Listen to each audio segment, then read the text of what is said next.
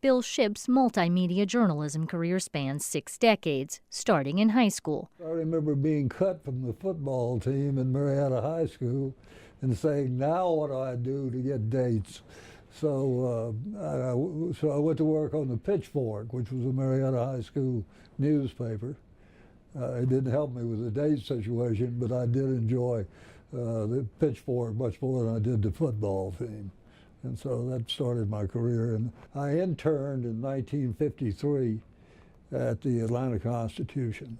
That was while he was a student at the University of Georgia, where he became the managing editor of the student newspaper, the Red and Black.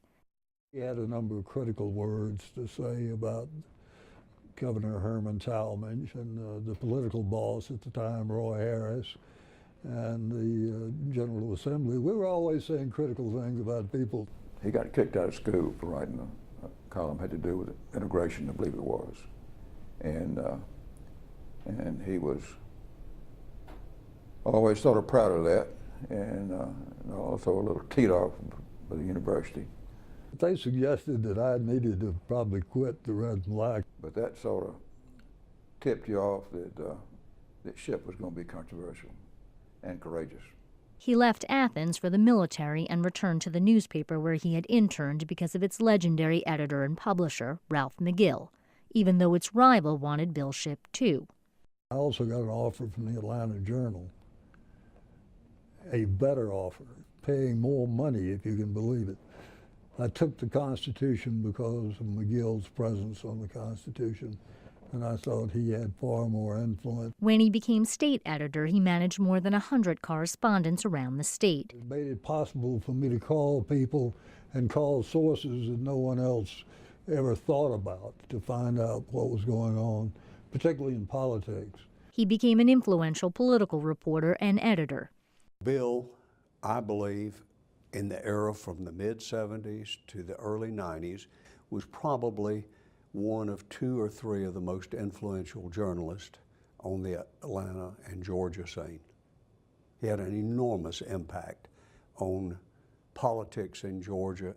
He broke stories because of his network of sources and because of his passion for beating competitors. Senator Richard Russell died in 1970, shortly after Jimmy Carter took office as governor of the state. So it fell to Jimmy Carter to name his successor. And there was a great race on to be the first to have that person.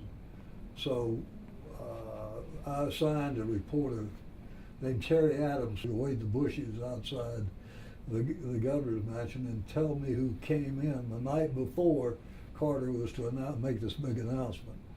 So Terry did his job and phoned back and told me that who was going to be the new senator.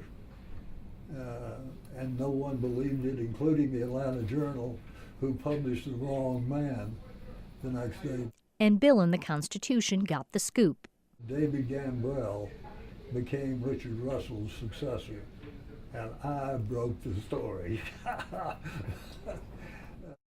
It wasn't always lighthearted with Bill Shipp as an editor. Okay, I was terrified of Bill Shipp. He would yell and scream at the reporters way across the newsroom, in front of me, beside me, over me. Having come out of the Army, it occurred to me that the Army had developed a perfect management style, which was to yell at the soldiers. So I got notorious.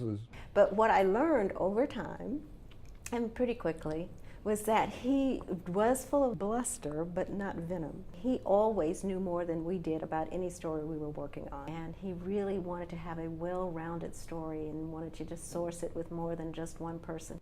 He was vigorous. He was unrelenting. He dug for the truth. And I think that's the job of a journalist, is to bring out the truth, however it cuts.